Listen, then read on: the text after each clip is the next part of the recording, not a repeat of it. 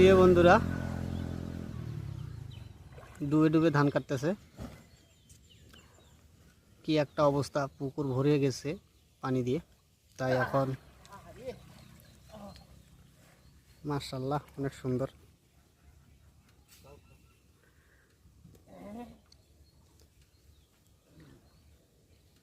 হাল ছাড়বো না, পুকুর ভরে গেছে দেখি ডুব দিয়ে ধান কাটে নিব।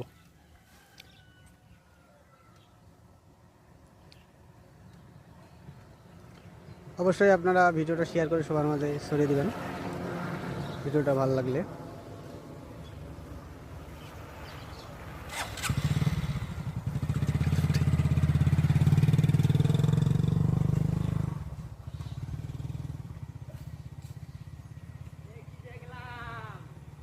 পাইপ আছে তো দেখানো মুখে মারে কি